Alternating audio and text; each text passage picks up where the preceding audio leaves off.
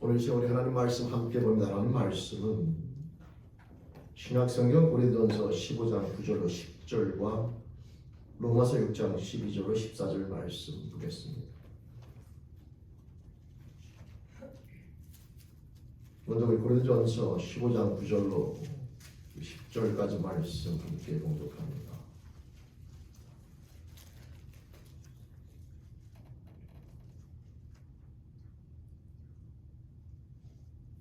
우리 함께 말씀 봉독합니다.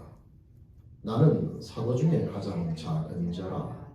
나는 하나님의 교회를 받게 하였으므로 사도라 칭함받기를 감당하지 못할 자니라. 그러나 내가 나된 것은 하나님의 은혜로 된 것이니 내게 주신 그의 은혜가 헛되지 아니하여 내가 모든 사도보다 더 많이 수고하였으나 내가 한 것이 아니요 오직 나와 함께 하신 하나님의 은혜로라. 아멘. 우리 한 곳 더 봅니다. 로마서 6장 12절로 14절 말씀입니다.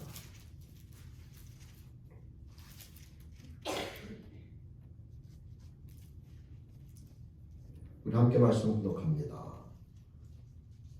그러므로 너희는 죄가 너희 죽을 몸을 지배하지 못하게 하여 몸의 사욕에 순종하지 말고 또한 너희 지체를 불의의 무기로 죄에게 내주지 말고 오직 너희 자신을 죽은 자 가운데서 다시 살아난 자같이 하나님께 드리며 너희 지체를 의의 무기로 하나님께 드리라. 죄가 너희를 주장하지 못하리니 이는 너희가 법 아래 있지 아니하고 은혜 아래에 있습니다. 아멘. 우리 함께 기도드리시겠습니다. 하나님 아버지 감사합니다. 오늘도 저희들 또 하나님 전에 나올 수 있도록 그들의 신령과 모든 여건 환경을 허락해주심을 감사하오며 이 시간 함께 모여 하나님의 은혜 앞에 감사함을 예배드리며 나아갈 때 이 시간 생명의 말씀 앞에 또한 마음을 열고 나온다니 이 말씀을 통하여 저희를 향하신 하나님 아버지 사랑과 은혜와 선하신 뜻을 깨달아 이 세대 가운데 하나님의 자녀로 당당히 승리할 길 소원하옵나니 생명의 말씀 허락하여 주옵소서. 소원함에 의탁드리며 예수님의 이름으로 기도드립니다. 아멘. 네, 반갑습니다. 오늘 주님의 날 주님 전에 함께 모여 또 우리 하나님 아버지 앞에 한 마음으로 감사함을 예배드리며 나가는 저와 여러분 모두에게 하나님 아버지의 은혜와 평강의 복이 함께 하실 주님의 이름으로 축원드립니다. 아멘. 우리 오늘은 이 하나님의 은혜에 대해서 우리가 함께 이야기를 나누려고 합니다. 여러분 피조물로서의 인간의 모습을 생각할 때에 창조자와의 관계에서 그 피조물의 존재 이유를 가장 합당하게 설명해주는 단어를 찾는다면 그것은 창조주 하나님의 은혜일 겁니다. 왜냐하면 모든 것의 출발이 피조물의 출발이 바로 창조주 하나님이시기 때문에 그런 거죠. 성경을 보면 우리 인간의 이 하나님의 은혜로 말미암아 출발되는 인간은 크게 세 가지 모습으로 나타납니다. 첫 번째는 아담과 하와가 그 첫째인 것이고 아담과 하와는 모든 인간의 첫 출발이 되는 겁니다. 두 번째 또 하나님의 은혜로 말미암아 출발되어진 인간의 모습은 바로 유대인들을 가리키게 됩니다. 아브라함을 불러서 시작하신 유대인들. 그리고 세 번째 인간의 출발을 보면 바로 그리스도인을 우리가 들 수가 있게 되죠. 그래서 성경에 보면은 똑같은 인간의 모습인 것 같지만 그 출발선상에서 볼 때는 각각 세 종류의 다른 인간의 출발을 우리가 볼 수 있게 되는데 그 공통점이 하나님의 은혜라고 하는 겁니다. 아담과 하와의 출발 자체도 우리가 깊이 있게 조금만 생각해 보면 아담과 하와는 무로부터 시작됐는데 그 무로부터 시작될 때 아담과 하와가 한 것은 아무것도 없습니다. 창조주의 계획과 그 사랑과 권능에 의해서 우리 인간이 시작되어졌는데 근데 아담과 하와는 결국 그 은혜를 끝까지 은혜답지 못하게 나아감으로 말미암아 에덴 동산에서 여러분 쫓겨나게 되면서 오늘날 우리 불행한 인간의 모습의 시작이 되는 겁니다. 그 다음에 두 번째 이 이스라엘 민족에 대한 출발을 잠깐 살펴보게 되는데요. 하나님께서 아브라함이라고 하는 사람을 불러서 그로 말미암아 모든 족속이 복을 받게 되는 축복의 약속을 주게 됩니다. 그 약속의 축복을 받고 떠나는 아브라함. 그러나 여러분 아시는 것처럼 아브라함이 그 약속을 받고 출발한 그 가나안 땅의 모습을 보면 이미 다른 민족이 거기 지배하고 있었고 또 그곳에 기근이 임함으로 말미암아 어려움을 겪게 됩니다. 그러나 그 모든 과정 속에서 아브라함이 그 마음 가운데 이제 전쟁도 경험하게 되고 타향살이 속에서 많은 어려움을 겪으면서 불안감을 갖게 되죠. 그때 하나님께서 창세기 15장에 보면 아브라함에게 나타나셔가지고 다시 하나님께서 약속을 해줍니다. 내가 이 땅을 네가 모르고 있는 이 땅을 너와 내 후손에게 반드시 줄 것이다 라고 말이지. 여러분 아브라함이 그때까지 한 것은 아무것도 없고 말씀 앞에 그냥 순종하며 나왔을 뿐입니다. 근데 하나님께서 그렇게 약속을 해주시게 되는데 아브라함이 불안한 거죠. 불안합니다. 왜냐하면 나이는 점점 먹어가고 자식은 없고 하나님이 약속하신 그 약속과 본인의 현실이 너무나 맞지 않는 거예요. 그러자 아브라함이 그러면 그 약속을 내가 무엇으로 믿을 수 있습니까? 라고 하는 증표를 요구하게 됩니다. 그때 하나님께서 여러분 아시는 것처럼 아브라함에게 동물을 잡을 것을 요청하시게 되고 아브라함은 하루 종일 동물, 큰 동물부터 해서 작은 동물까지 다 여러분 쪼개는 그런 작업을 하게 됩니다. 하루 종일 그런 일을 해서 얼마나 피곤하겠어요. 그래서 잠들게 되는데 하나님께서 불로 나타나셔가지고 그 쪼갠 동물 사이로 지나가시는 모습이 등장하게 되죠. 그 불로 지나가시기 전에 하나님께서 뭐라고 아브라함에게 약속했냐면 내 후손이 다른 강대국에 의해서 약 400년 정도의 종살이를 할 것이나 내가 거기서 건져낼 때에 많은 재물과 함께 건져낼 것이다 라고 이야기하고 그들이 다시 이 땅으로 돌아와 이곳을 차지하게 될 것이다. 이렇게 하나님이 약속을 주신 후에 그 불이 그 쪼갠 동물 사이로 지나가게 됩니다. 근데 그 지나갈 때에 여러분 보시면 알겠지만 아브라함은 잠들고 있거나 비몽사몽에 혼자 지나가신 겁니다. 여러분 이게 참 중요한 거예요. 그 동물 사이로 지나가는 것은 그 당시의 계약 문화인 겁니다. 그 당시에 계약을 체결할 때 오늘날은 계약 체결할 때 사인이라는 걸 하잖아요. 사인, 양쪽 다 대표자가 사인해서 그 계약이 체결되어지고 그 계약대로 이행이 되는데 하나님의 아브라함과 약속을 주신 후에 동물을 쪼갠 사이로 그 불이 혼자 싹 지나갑니다. 그게 어떤 의미냐면 원래 같이 지나가야 돼요. 그 당시에 사람과 사람끼리 계약을 하게 되면 동물을 잡아서 반을 쪼개놓고 그 사이로 두 사람이 지나갑니다.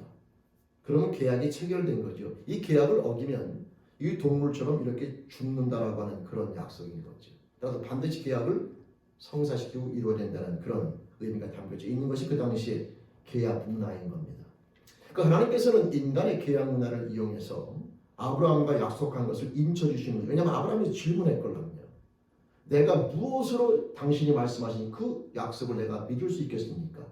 그러니까 하나님께서 동물을 쪼개놓으라고 말하고 나서는 그 사이로 불이 싹 지나가면서 내가 이렇게 너와 언약을 맺은 것을 증표로 삼아주시게 됩니다. 여러분 그 말씀대로 이 이스라엘 백성은 애굽의 종살이 430년이 지난 후에 모세라는 인물을 통하여 이 애굽에서 그 당시에 강대국 그 인근 지역을 다 지배하고 있었던 이 애굽이라는 나라에서 모세를 통해 하나님께서 약속대로 건져내셔서 그를 가나안 땅에 들어가게 하시게 됩니다. 근데 여러분 성경 말씀을 읽어보면 하나님께서 이렇게 모세를 통하여 말씀하시기를 내가 너희를 선택하여 너희를 가나안 땅에 들어가게 한 이유는 너희가 어떤 민족보다 강대하거나 숫자가 많거나 잘나서가 아니라는 거죠. 그 이유는 두 가지가 있어요. 첫째는 하나님에 대한 사랑인 것이고 두 번째는 언약에 대한 이행인 겁니다. 하나님이 그렇게 약속하셨다는 거죠. 다시 말씀드리면 이스라엘의 모든 출발은 이스라엘의 자격과 관계 있는 게 아니에요. 이스라엘이 잘났거나 이스라엘 민족들이 다른 나라보다 강대하거나 이스라엘 민족이 하나님을 사랑해서 그들을 건져내신 것이 아니라 그들의 어떤 형편이나 사정과 관계없이 하나님의 사랑과 그분의 약속, 언약에 근거하여 그 약속을 이행하시게 된 것이 이스라엘을 애굽으로부터 건져내시게 된 중요한 이유가 된다고 하는 겁니다. 다시 말하면 이스라엘이 애굽에서 건짐을 받아 가나안 땅에 들어가게 된 그 모든 것의 출발과 그 결말이 존재하게 된 이유는 바로 하나님의 은혜라고 하는 겁니다. 근데 그들은 그 은혜를 결국 은혜로 마감한 것이 아니라 결국 그들은 그곳에 들어가서 이방신을 섬기면서 자신을 당신들을 애굽에서 건져낸 하나님을 배신하며 부끄럽게 사는 모습으로 결국 하나님 앞에 여러분 멸망당하는, 즉 나라가 없어지게 되는, 물론 지금 2000년이 지나면 다시 생겼지만 그 당시에는 바벨론과 이방 족속으로부터 책지에 사용되어지는 그들로부터 말미암아 나라가 여러분 멸망당하면서 인생들이 비참해지는 그런 결말을 맞이하게 됩니다. 여러분, 아담과 하와 에덴 동산을 주어지면서 시작되어진 인간에 대한 출발, 또 하나님의 전적인 부르심을 통하여 가나안 땅에 들어가서 한 민족을 형성하여 하나님과 함께 살아갈 수 있는 축복을 허락받은 이스라엘 민족, 이 모든 출발의 공통점은 바로 하나님의 사랑과 은혜라고 하는 것이고, 또 그들의 또 다른 공통점은 그 사랑과 은혜를 결국 은혜답지 못하게 마감하여 부끄러운 결말을 맞이했다라고 하는 겁니다. 오늘날 이 시대에 저와 여러분들 속에서 우리가 하나님의 은혜에 대한 이야기를 하며 나아갈 때에 이 두 종류의 인생 말고 또 다른 하나의 인생이 존재하게 되는데, 오늘 우리가 함께 보게 될 그 인생이 바로 저와 여러분들이 살아가야 되는 삶의 모습인 것이며, 우리가 그 모습 그대로 살아가야 되는 이유가 무엇인가 우리 함께 우리가 나누면서 오늘 말씀을 종교를 지으려고 합니다. 여러분, 세 번째 종류의 인간은 바로 예수 그리스도로 말미암아 시작되어진 새로운 피조물이라고 불리는 그리스도인들을 우리가 알아보려고 하는 겁니다. 오늘 읽어드린 말씀의 주인공 고린도서에 등장하는 인물은 바울 사도입니다.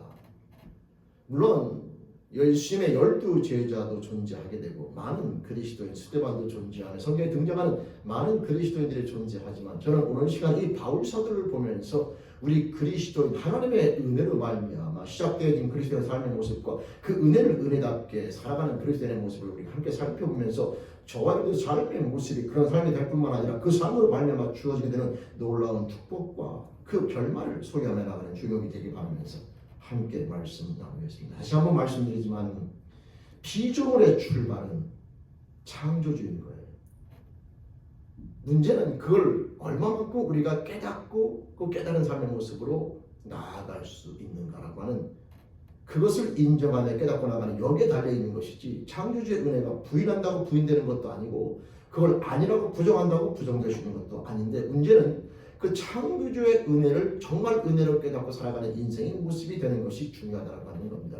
그런 인생의 모습을 우리에게 보여준 삶의 모습이 바로 그리스도인이라고 하는 거죠. 아담과 하와도 실패했고 이스라엘 민족도 실패했으나 그 하나님의 은혜로 깨닫고 살아가며 승리한 인생의 모습이 성경에 등장하게 되는데 바로 그리스도인. 오늘 그 중에서 바울 사도라고 하는 사람을 대표적으로 보면서 우리가 함께 그 은혜를 깨달은 자의 삶의 모습이 무엇인가 나눠볼 뿐만 아니라 저와 여러분들 또한 그 삶의 모습으로 나아가고 있는가를 다시 한번 점검하면서 그 삶의 주인공으로 승리함으로 그 아름다운 결말의 주인공이 되길 소망하면서 함께 말씀을 나누려고 하는 겁니다. 오늘 말씀 고린도 전서 15장에 보면 바울 사도에 대한 고백이 나오게 되죠.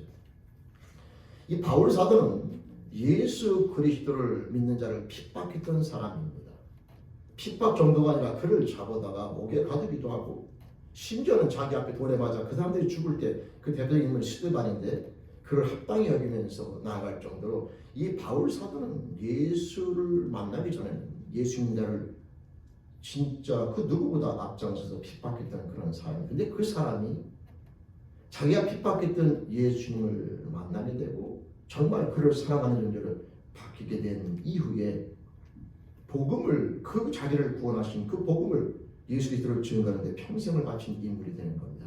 오늘 이 15장 고린도서 15장 말씀을 보면은 자기는 열심히 수고하며 열심히 그 복음을 증거하는데 노력했던 인물이야. 그러나 나의 모든 이런 삶의 모습은 내 어떤 능력이나 내 모든 자랑거리가 아니라 바로 하나님의 은혜라는 사실을 이야기하면서 바울 사도가 당당하게 나의 나된 것은 하나님의 은혜라고 하는 멋진 고백을 드리는 것을 보게 됩니다.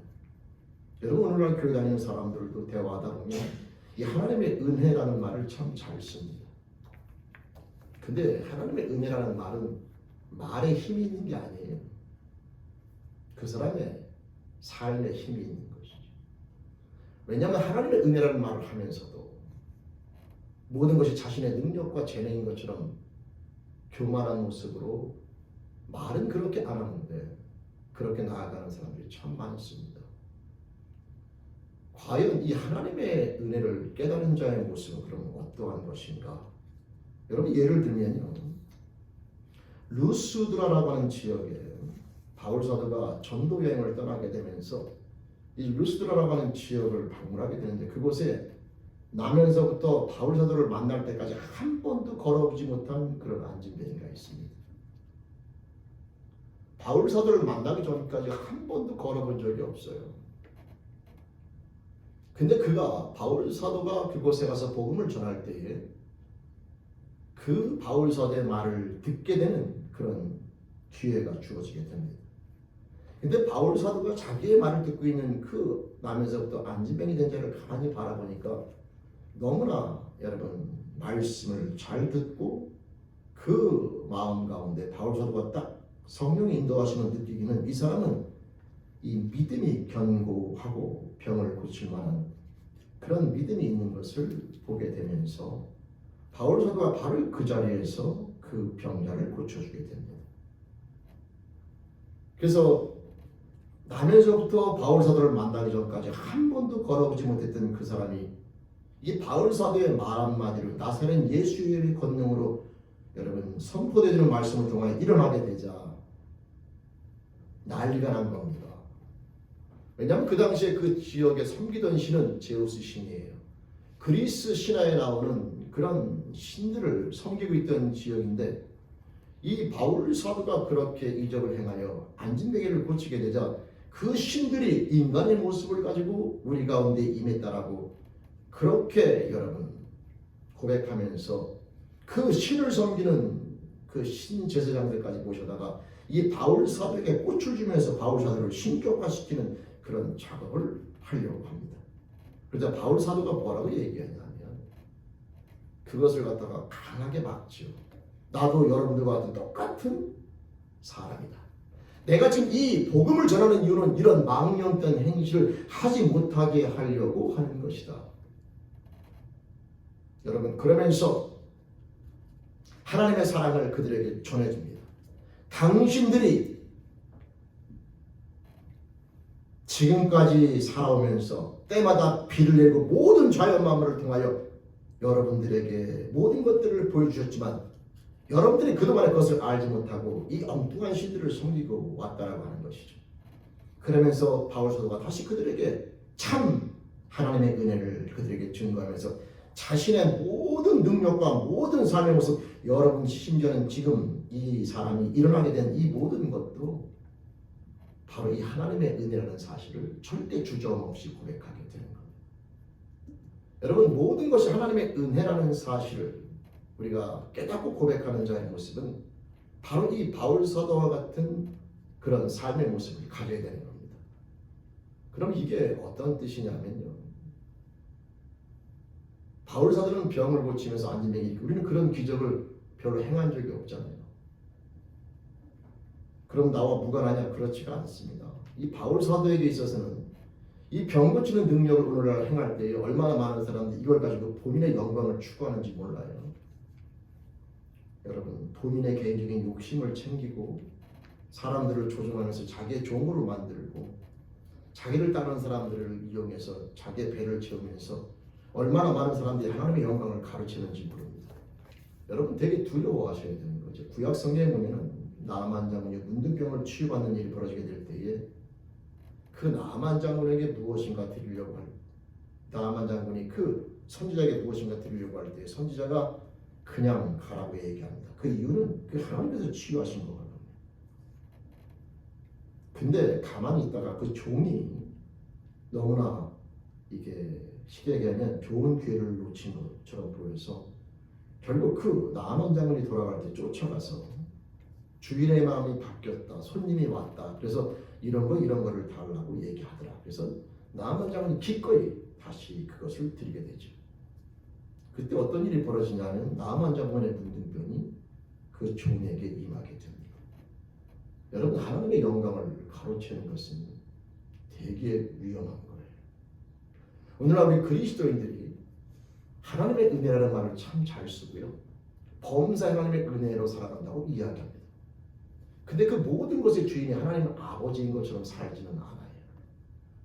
이 바울 사도가 병을 고치며 나아갈 때에 그 능력에서 말 한마디만 잘하면 모든 영광을 자기가 받을 수 있는 순간적이나 그 영광을 누리며 나가는 모습을 갖게 될 수가 있는 거지. 그러나 바울 사도는 절대 그 위험에 빠지지 않을 뿐만 아니라 그런 부끄러운 모습 가운데 서지 않는 것을 보게 됩니다. 그러면서 그 모든 것의 영광을 하나님 앞에 돌리고 자기는 그저 하나님의 뜻 가운데 사용되어진 도구임을 명확히 고백하는 것을 보게 되죠. 오늘날 교회라고 하는 공동체에서 많은 사람들이 하나님의 은혜를 고백하지만 내가 가진 지식, 외모, 배경 그 무엇인가를 가지고 사람들 갖다가 무시하거나 업신여기거나 그걸 하나님이 왜 주셨는지를 고민하는 게 아니라 그것을 가지고 세상 풍속을 쫓아 우열을 가리기도 하고 높고 낮음을 매기기도 하고 여러분 사람의 군림하려고 하는 그런 욕심을 가질 때가 참 많습니다. 그 사람이 하나님의 은혜를 얘기하지 않는 게 아니에요. 마치 이스라엘 백성이 하나님이 자기 민족만 사랑하는 것처럼 고백했던 것처럼 오늘날 그렇게 살아가는 사람들 가운데 많은 사람들이 정말 그리스도의 사랑을 경험했는가 의심할 정도로 하나님의 은혜를 이야기하지만 마치 그 하나님이 자기만 사랑하는 것처럼 그래서 자기에게만 물질을 주고 자기에게만 건강을 주고 자기에게만 지식을 주고 자기에게만 좋은 환경을 준 것처럼 그렇게 여러분 교만한 가운데 의시되면서 마치 그러지 못한 사람들을 갖다가 위에 군림하면서 멸시하고 천시 여기면서 무시하면서 교만한 가운데 나아갈 때가 있다라고 하는 거죠. 이스라엘 백성들이 그렇게 살다가 종말을 고하게 비참하게 종말을 고하게 된 거예요. 여러분 오늘 우리 그리스도인들이 하나님의 은혜라는 말을 정말 깨닫고 살아가게 되면 우리들에게 무엇인가 주어진 것을 갖다 활용함에 있어서 그걸 왜 줬는가를 고민해야 되는 거예요. 내가 가진 무엇인가가 정말 하나님의 은혜라면 그것이 정말 하나님이 주신 거라고 믿는다면 그걸 가지고 우쭐대라고 하나님이 줄 리가 없지 않겠습니까? 그럼 그것을 왜 줬는가? 나에게 그것을 왜 남이 아닌 나에게 다른 사람이 아닌 나에게 왜 다른 사람이 없는 그것을 나에게 그걸 왜 줬는가를 고민해야죠. 창조주께서 사람이 사람끼리 관계에서 무엇인가 하나 만들거나 주어질 때에 다 의미가 있는데 하물며 창조주께서 나에게 그걸 주었을 때에는 뭔가 이유가 있지 않겠습니까? 그것을 가지고 다른 사람 앞에 우쭐대라고 절대 주진 않았을 겁니다. 여러분 바울 사도가 병자를 고치면서 얼마든지 우쭐댈 수 있으나 그러나 바울 사도는 그 자리에 나가지 않은 겁니다. 정말 바울 사도가 위대한 이유는 병을 고쳐서가 아니라 그 모든 것이 하나님의 은혜임을 절대 잊지 아니하고 항상 하나님의 은혜 안에서 그 모든 것들을 소화시키며 나가는 그런 겸손한 모습을 가졌기 때문에 바울 사도가 진짜 위대한 사도가 된 겁니다. 성도 여러분 오늘날 우리 시대의 그리스도인들이 교회 안에서 하나님의 은혜를 이야기하시는 분들 참 많고 그거 참 좋은 겁니다. 당연한 겁니다. 근데 정작 그들의 삶의 모습과 언어와 행실을 보면 하나님의 은혜는 온데간 데 없습니다. 다 본인이 똑똑하고 잘나고 본인은 받을 만한 자격이 있고 그 사람은 받을 만한 자격이 없고 내가 너보다 낫고 내가 너보다 뛰어나고 여러분 달란트의 비율을 100날 읽으면 뭐합니까? 2달란트나 5달란트를 주는 것은 주인의 마음인 겁니다. 받은 자는 그거를 그 주인의 뜻대로 남기는 데 신경을 써야지 5달란트 받은 자가 2달란트 받은 자를 무시하거나 멸시하는 모습은 그게 준 자의 뜻이 아니라고 하는 거죠. 교회라고 하는 공동체 안에서 우리가 정말 이 하나님의 은혜대로 말 그대로 고백한다, 하나님의 은혜로 살아간다고 고백하면 우리는 사람끼리 관계는 모든 관계에서 이 바울 사도의 모습처럼 내가 무엇을 행하든지 간에 사람을 통하여 주어지는 영광이 도취되는 것이 아니라 이 모든 것이 하나님의 은혜를 고백하는 주저함이 없어야 될 것이며 그 모든 것의 영광의 종착역이 반드시 하나님이 된다는 사실을 우리들은 깨달으면서 절대 그 삶 가운데 흐트러짐이 없어야 된다고 하는 겁니다. 저와 여러분들에게 물질을 줬든 지식을 줬든 어떤 좋은 환경을 줬든지 간에 그게 5달란트가 됐든 2달란트가 됐든 우리의 삶의 방향성은 내가 얼마를 받아들냐가 아니라 이것을 주신 그분의 뜻이 무엇인가를 가지고 그분의 뜻에 합당하게 사용하는 모습을 가져야 되는 겁니다. 여러분, 이게 왜 중요하냐? 하나님의 역사는 우리가 무엇을 가졌는가를 역사하는 게 아니에요. 우리가 그 가진 것을 가지고 어떻게 사용하느냐를 역사하는 거죠. 내 남편과 아내와 자녀와 부모님과 형제와 자매 이것들 모든 사람들에게 우리는 복음을 증거하며 그리스도를 증거할 책임을 갖고 있다는 것을 살아가며 나아갈 때에 저와 여러분들 가운데 가장 중요하면서도 핵심적인 모습이 바로 무엇이냐면 말이 아니라 삶 속에서 모든 것이 하나님의 은혜임을 고백하며 나가는 이 겸손한 모습이 반드시 떠나지 말아야 됩니다. 사람을 변화시키는 것은 내가 아니에요. 바울 사도가 이적과 능력을 베풀어 교만한 자리에 앉아 그 영광을 취했더라면 그 마을뿐만 아니라 앞으로의 모든 삶 가운데 사람들은 변화되지 않습니다. 그러나 바울 사도는 이 능력을 행하며 나아갈 때 그 능력을 자기 영광으로 취하지 않냐고 하나님의 영광을 돌리며 나아가고 하나님 그를 사용하셔서 수많은 사람들이 복음을 듣게 하시고 복음 듣들이 변화되는 놀라운 역사를 하나님이 만들어 가신 거죠. 그들의 겸손한 모습을 통하여서 말이죠. 우리들은 끊임없이 세상은 무엇을 소유하면서 인간의 행복과 성공을 논하게 만듭니다. 그러나 우리 그리스도인들은 그렇지가 않아요. 창조주의 자녀가 된다는 것은 온 우주 만물을 창조하신 자의 자녀가 되는 겁니다. 그분 앞에 능력을 논하는 것은 우리에게 웃긴 얘기입니다. 그분이 우리에게 정말 요구하시는 것은 능력이 아니라 우리에게 주어진 모든 삶의 모습을 통하여 하나님의 은혜를 깨닫고 나아가는, 그래서 모든 것의 영광과 주체가 하나님임을 고백하며 나가는 겸손한 모습을 우리에게 요구하는 겁니다. 하나님은 그런 자를 통하여 역사하시고 그런 자를 통하여 남편과 아내와 자식과 부모와 형제자매 모든 이웃들을 변화시키며 나가는 놀라운 도구를 우리를 사용하시게 되는 거죠. 능력을 통해 하나님이 나타나는 것이 아니라 우리들의 겸손의 모습을 통해 하나님이 나타나게 된다는 사실을 우리가 항상 잊지 말고 기억하면서 우리가 주어진 삶 가운데 우리가 어떠한 재능과 능력이 있다 할지라도 그 모든 것의 출발이 하나님의 사실을 입술이 아니라 삶 가운데 온전히 고백하는 이 겸손의 모습을 통하여 하나님 됨을 세상 가운데 드러내며 하는 그리스도인 저와 여러분들의 지혜롭고 축복된 삶의 모습이 될 수 있기를 주님의 이름으로 축원드립니다. 여러분이 교회라고 하는 공동체에서는 여러 종류의 능력 있는 사람들이 많이 있습니다. 제가 성도님들을 바라보며 나아갈 때에 이런 면에서는 저보다 훨씬 뛰어나고 저런 면에서 저보다 뛰어난 분들이 많이 있습니다. 그러나 하나님의 역사는 그 뛰어난 것뿐만 아니라 그것을 주신 그 뜻을 깨달아 그것을 내 교만의 도구로 사용하는 것이 아니라 하나님의 영광이 드러난 그런 여러분 통로로 사용하는 겸손함이 우리가 주어지며 그 삶을 살아가며 나아갈 때 반드시 하나님의 역사가 그를 통해서 이루어진다는 사실을 인지하시면서 이 땅 가운데 살아가는 동안 우리에게 주어진 그 무엇이 됐든지 간에 세상이 우리에게 제시하는 그런 거짓된 여러분 승리에 대한 모습에 우리가 속아서 그것을 가지고 내 영광을 취하는데 도취되는 것이 아니라 그 모든 것이 하나님의 은혜라는 사실을 말뿐만 아니라 삶 가운데 온전히 고백할 이 겸손한 모습을 통하여 하나님을 온전히 하나님으로 드러내며 나아가는 그리스도인 저와 여러분들의 축복된 생명으로서 승리하시기를 다시 한번 주님의 이름으로 부탁 축원드립니다. 여러분 바울 사도가 병을 고치며 나아갈 때 많은 사람이 자기를 추격하면서 섬기려고 할 때 말 한 번만 그래 내가 맞다 한마디만 하면 그 모든 영광을 받을 수가 있습니다.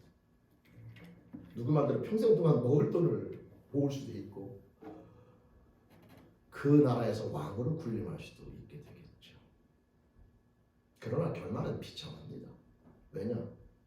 하나님이 안 계신 거거든요. 그 자리에. 저는 우리 주일교회 모든 성도님들이 이 입술의 고백 하나님의 내 모든 삶이 하나님의 은혜입니다 라고 하는 이 고백을 드리는 것처럼 삶 속에서도 정말 하나님의 은혜로 내가 건강을 받았고 하나님의 은혜로 물질을 받았고 하나님의 은혜로 내가 지혜과 지식과 지혜를 받았고 내가 하나님의 은혜로 행복한 가정을 받았고 내가 하나님의 은혜로, 하나님의 은혜로 모든 것을 다 정말 하나님의 은혜로 우리가 깨닫고 살아간다면 정말 삶 속에서 그 은혜를 정말 은혜답게 교만이라든가 여러분 어떤 다른 사람 무시하며 나가는 그런 우쭐감이라든가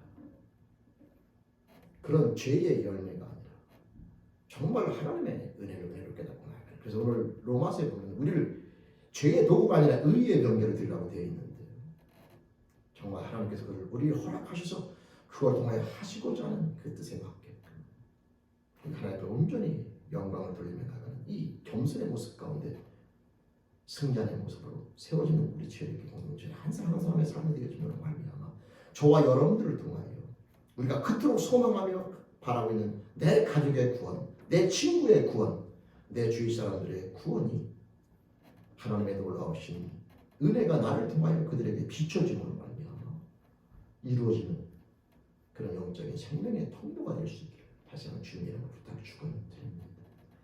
이제 말씀을 마치겠습니다.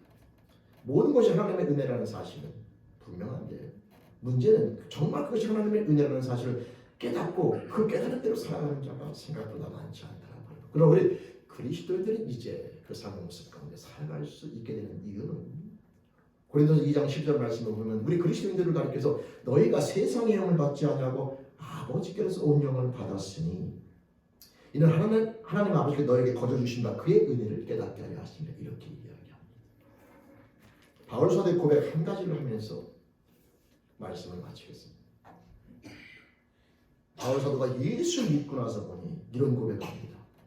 우리 어머니의 태로부터 나를 작정하신 분, 내가 그 집안에 태어난 것도 어쩌다 우연이 아닌 것이고 내가 그 살아온 모든 삶의 여정이 뒤를 돌아보니 이제 매 순간순간이 그동안에는 내가 잘났거나 내가 똑똑하거나 내가 지혜롭거나 뭐 이런 개념으로 생각하여 예수 믿는 자를 핍박하는 것이 당연한 건 줄 알았으나 예수를 만나 하나님의 사랑과 은혜를 깨닫고 보니 어머니의 모태부터 나를 택하셨다라고 하는 하나님의 전적인 은혜를 고백하며 나가는 이제는 상상도 할 수 없었던 하나님의 전적인 은혜의 범위를 고백하며 나가는 그 모습을 보게 됩니다. 성도는 우리 그리스도인들은 성령을 받은 자이며 모든 것이 하나님의 사랑과 은혜임을 깨달으며 깨달을 수 있는 능력을 소유한 자인 겁니다. 저와 여러분들 그 성령으로 말미암아 정말 하나님의 은혜를 깨닫고 나아가는 자로서 우리 삶을 잘 돌아보면서 정말 은혜를 은혜답게 고백하면서 가정에서라든가 직장에서라든가 모든 삶 속에서 사람끼리 관계 또 환경을 접하며 나아갈 때에 교만한 모습 가운데 불평과 원망 가운데 서는 것이 아니라 겸손한 가운데 은혜를 깨달은 자들께 어느 환경에 있었는지 항상 감사와 기쁨으로 그분과 함께 승리하는 그리스도인이 되어져 그 겸손한 모습 은혜로 깨닫고 나가는 모습을 통하여 하나님의 그들에게 비춰짐으로 말미암아 그 영혼들이 주 앞에 돌아오게 되는 멋진 사역 가운데 승리하는 그리스도인 더 나아가 저와 여러분들 삶 가운데는 은혜로 깨닫는 자만큼 항상 감사와 기쁨 넘치는 그리스도로 승리하는 저와 여러분들 축복된 삶의 모습 되시기를 주님의 이름으로 간절히 부탁 축원드립니다. 무엇을 소유하느냐가 아니라 그것이 정말 하나님의 은혜임을 깨닫는 자만큼 우리는 감사, 기쁨을 하게 되었다는 사실을 인지하시면서 우리가 범사의 모든 것이 하나님의 은혜라고 고백하며 나간다면 그 고백답게 우리에게 주어진 모든 삶의 모습을 통하여 이 하나님의 은혜를 깨달은 자로서 그것을 주신 그분 앞에 우리가 겸손함으로 서서 이것을 허락하신 그분의 뜻에 올바르게 활용하며 나가는 지혜를 가진 자로서 승리하며 나아감으로 하나님의 영광스러운 자녀로 승리할 뿐만 아니라 그를 통하여 우리 주어진 모든 사람들에게 하나님의 비춰지는 영광스러운 복음의 하나님의 사랑의 하나님의 은혜의 통로가 되는 주인공 저와 여러분들의 승리하고 축복된 삶이 될 수 있도록 주님의 이름으로 간절히 부탁 축원드립니다. 모든 것은 하나님의 은혜입니다. 함께 기도드리시겠습니다. 하나님 아버지 저희들의 영적 오감을 성령으로 말미암아 이제 회복시켜 주셔서 죄로 말미암아 마비되었고 배로 말미암아 이제 무감각했던 모든 것들을 주여주심을 감사하며 저희들이 날마다 숨을 쉬며 나아가며 하나님은 아버지라 부르며 사랑하는 사람과 함께하며 또 주의 모든 사람들에게 복음을 증거할 수 있는 이 새 생명 이 놀라운 축복을 받은 저희들 모든 것이 하나님의 은혜임을 깨닫는 저희들 이 시간 또 말씀을 통하여 다시 한번 그 은혜 받은 자의 모습 속에서 어떻게 살아가는 것이 합당한 것인가를 바울서를 통하여 다시 한번 하나님 깨닫게 하시니 감사합니다. 우리 죄를 깨어들 한 명 한 명을 주님 붙잡아 주시며 하나님의 사랑과 은혜를 깨닫는 삶 가운데 흔들림이 없기를 소망하옵고 그 삶 가운데 깨어서 믿음으로 경고하여 승리한 인생 건가들을 소원하옵나니 붙잡아 주며 그 삶을 통하여 영광 받아 주시옵소서. 하나님 정말 감사합니다. 저희들에게 모든 생명, 축복, 필요한 모든 것을 허락하시며 지금도 돌보시는 인도하신 은혜 가운데 감사하오니 예수님의 이름으로 감사하며 기도드립니다.